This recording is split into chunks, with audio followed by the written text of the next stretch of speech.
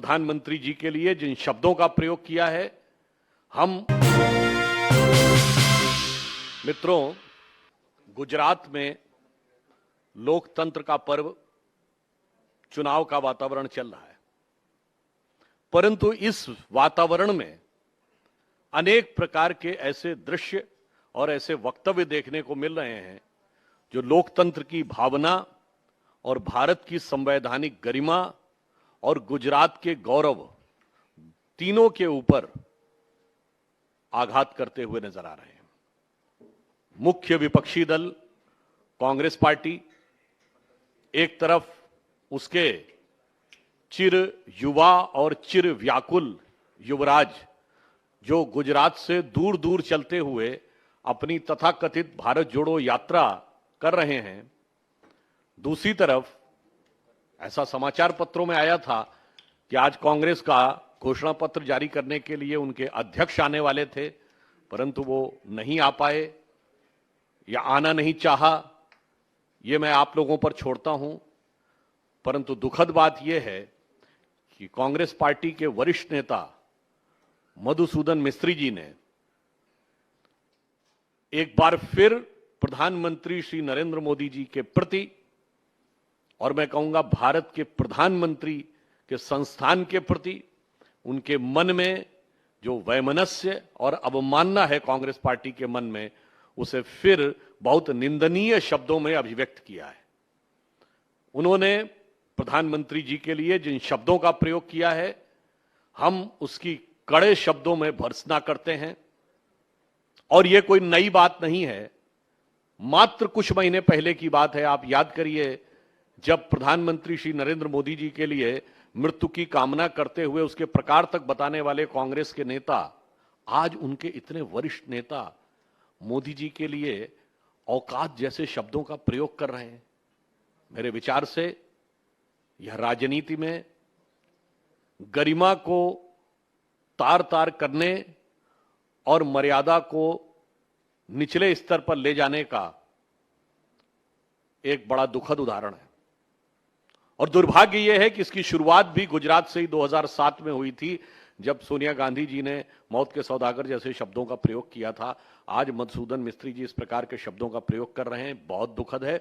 परंतु मैं यह भी कहना चाहूंगा, वो सरदार पटेल जी के संदर्भ में कह रहे हैं, तो मैं याद दिलाना चाहता हूं कि उन्होंने जब औकात शब्द की बात कही तो 1946 में जब अंतरिम सरकार बननी थी और सभी प्रदेश कमेटियों से नाम मांगे गए थे कि किस किस को प्रधानमंत्री बनना चाहिए, तो एक वोट पट्टाभी सीतारमैया जी के पक्ष में, एक या दो वोट जेबी कृपलानी के पक्ष में, और बाकी सारे के सारे वोट सरदार पटेल के पक्ष में, और 0 वोट नेहरू जी के पक्ष में थे। शून्य वोट के आधार पर, के आधार पर उन्होंने प्रधानमंत्री के पद तक पहुंचाने का जो निर्णय लिया, तो किसने किसको क्या औकात समझी और किसने किसके साथ क्या न्याय किया, यह इतिहास में किसी से छुपा नहीं है।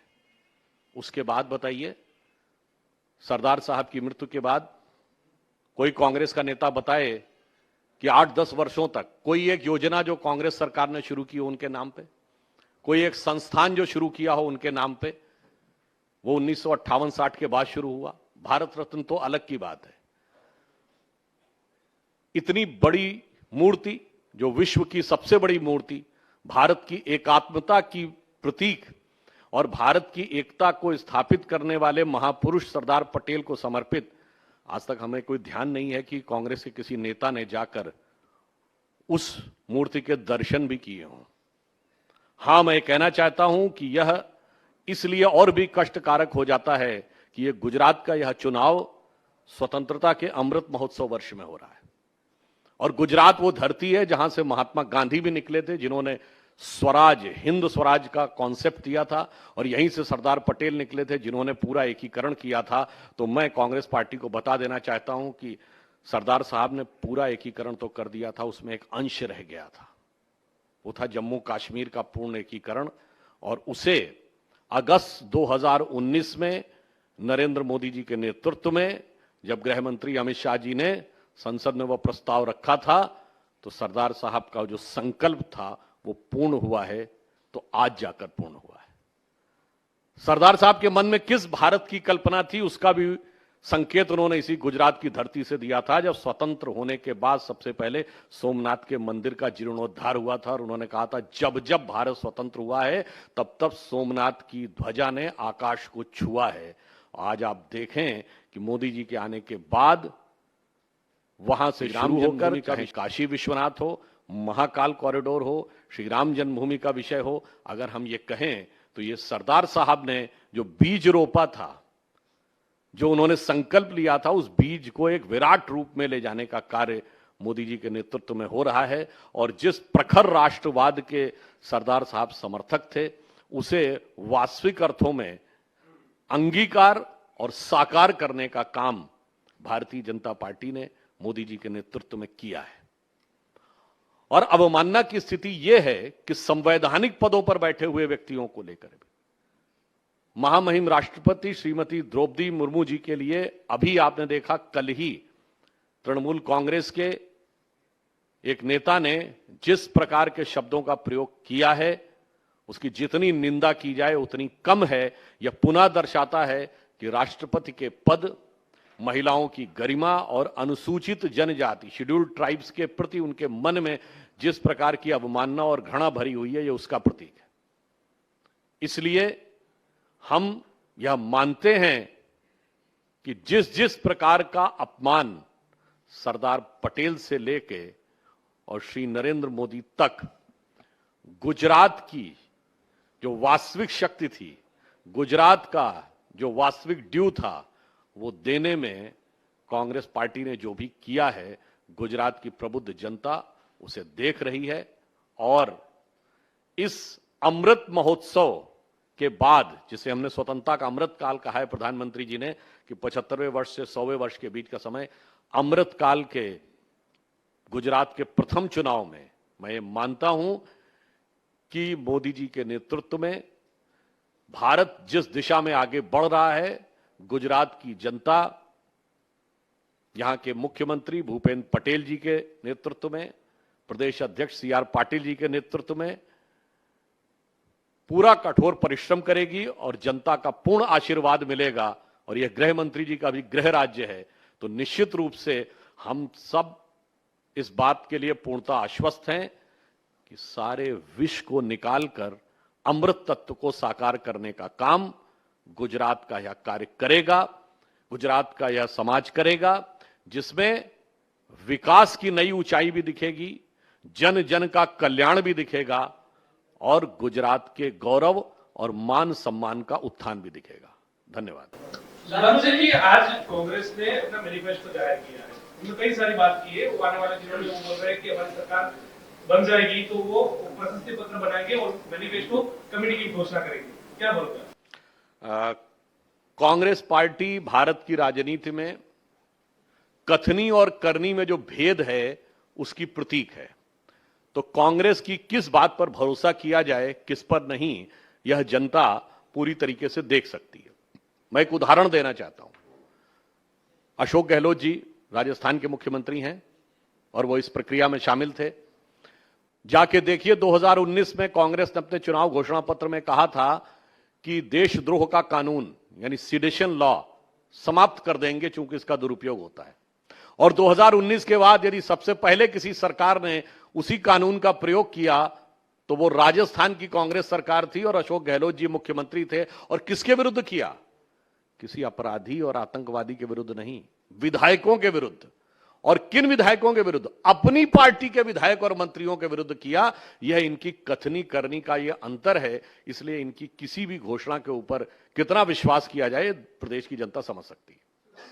कांग्रेस ने कहा है अगर गुजरात में उनकी सरकार बनती है तो 10 लाख सरकारी नौकरियां दी जाएंगी। इसके अलावा जो सिलेंडर की बात है, 500 रुपए में सिलेंडर दिया जाएगा। किसानों का 3 लाख रुपए तक का कर्जा माफ किया जाएगा। इस मामले में क्या कहना है? याद करिए 2018 के चुनाव में जब मध्य प्रदेश, राजस्थान, छत्तीसगढ़ में किसानों के कर्जे के ऊपर, शायद आपको राहुल गांधी जी को फुटेज याद हो, 10 दिन में कर्जा माफ कर देंगे। 1 2 3 4 5 6 7 8 10 दिन में नहीं हुए तो खत्म कर देंगे। आज 4.5 साल होने को आ गए हैं। पूछिए बेरोजगारी भत्ता 5,000 रुपए देने की बात कही थी, यहां तो 3,000 रुपए का कमिटमेंट कर रहे हैं, दे दिया राजस्थान और छत्तीसगढ़ में। पूछिए कि आप 500 रुपए का सिलेंडर दे के और सब्सिडी अपने द्वारा सरकार के द्वारा देने की बात कर रहे हैं, अभी उसके आर्थिक पक्ष पर हम नहीं जा रहे हैं। पूछिए दे रहे हैं क्या छत्तीसगढ़ में, राजस्थान में?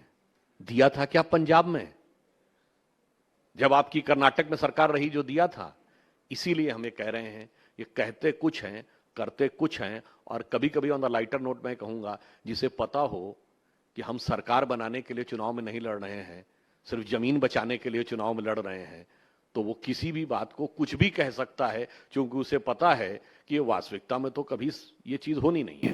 सुधांशु जी, कांग्रेस ने अपने घोषणा पत्र में ये भी कहा है वो नरेंद्र मोदी स्टेडियम का नाम बदलकर सरदार पटेल स्टेडियम वापस करेंगे, ये घोषणा पत्र में वादा किया। सरदार पटेल के नाम पर उन्होंने कौन सी योजनाएं चलाई थी, जरा कृपया पहले ये बता दें। सरदार पटेल जी की मृत्यु के 1 दशक के बाद भी। और मैं तो यह कहना चाहूंगा, इस देश का प्रधानमंत्री पद का पद ही जिन्होंने सरदार पटेल से छीन लिया था, इस देश में, खैर वो छोड़िए क्या क्या बातें, और ये बातें मैं ऐसे ही नहीं कह रहा हूं।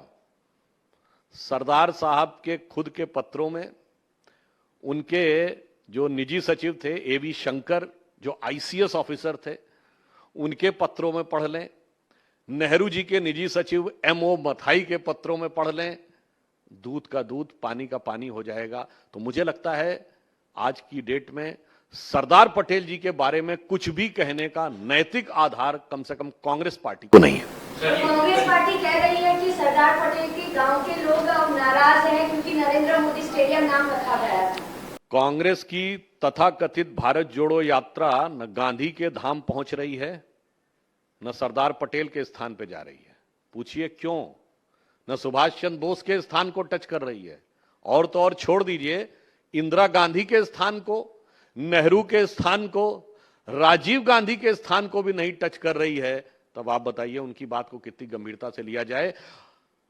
और जहां तक हमारी बात है, हमने सरदार पटेल जी का स्थान मोदी जी ने विश्व की सबसे बड़ी मूर्ति के रूप में स्थापित करके उस ऊंचाई तक पहुंचाया है कि जिसे अगर अन्यथा ना कहा जाए तो मूर्तियों की दृष्टि से संपूर्ण विश्व के आकाश में सर्वोच्च स्थान पर उन्होंने सरदार साहब के सम्मान को स्थापित करने का काम किया। चलिए मैं आरोप हूं मंत्री से। मेरा सवाल है सर, अभी तक जो भी गुजरात में दो ही पार्टी चली है, भाजपा और कांग्रेस, आम आदमी पार्टी का जहां तक सवाल है, किस तरह देखते हो आप? देखिए, हमारे लिए सिर्फ गुजरात को विकास पर आगे ले जाना ही एक लक्ष्य है। हम किसी को कौन सामने है इस पर ध्यान नहीं देते। हां, गुजरात में जो इस बार ये चर्चा में है कि 2 की बजाय तीसरी पार्टी की भी बात हो रही है, तो मैं कहना चाहता हूं यहां सब पार्टियां अलग अलग कारणों से चुनाव मैदान में हैं। कांग्रेस पार्टी सिर्फ अपनी जमीन बचाने के लिए चुनाव मैदान में है। आम आदमी पार्टी सिर्फ अपनी हैसियत बनाने के लिए या उपस्थिति दर्ज कराने के लिए चुनाव मैदान में है, और सरकार बनाने के लिए केवल और केवल भारतीय जनता पार्टी चुनाव मैदान। लेकिन आम आदमी पार्टी ने दिल्ली मॉडल को यहाँ पे लागू करने की बात की है। कई चीजें दिल्ली के आधार जो तर्ज है उसके आधार पर मुफ्त में देने की बात की है। शिक्षा का उनका मॉडल हो, स्वास्थ्य का मॉडल हो, इस मामले में आपका क्या कहना? दिल्ली मॉडल, दिल्ली के अंदर दम घोटू हवा, जो कहते थे प्रदूषण तुरंत ठीक कर देंगे, और तो उस जमाने में पंजाब से कनेक्शन था, आज पंजाब में भी सरकार है।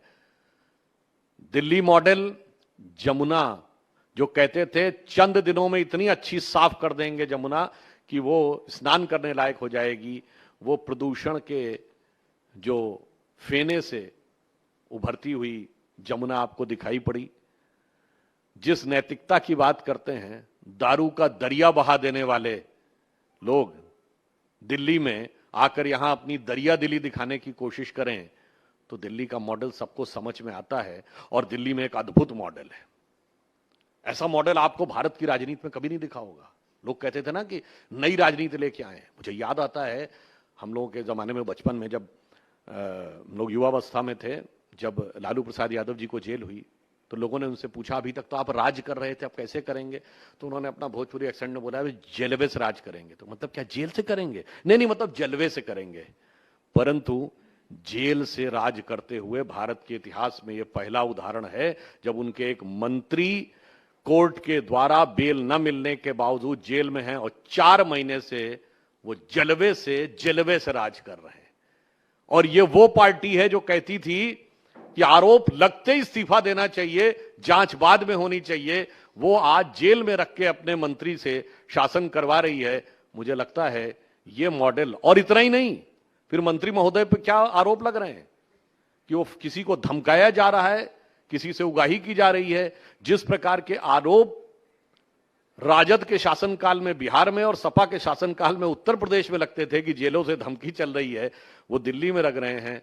मुझे लगता है दिल्ली के ये मॉडल की हकीकत गुजरात की जनता भली भांति समझ रही होगी कि भारत की राजनीति में विश्वसनीयता के संकट की सबसे बड़ी प्रतीक आम आदमी पार्टी है।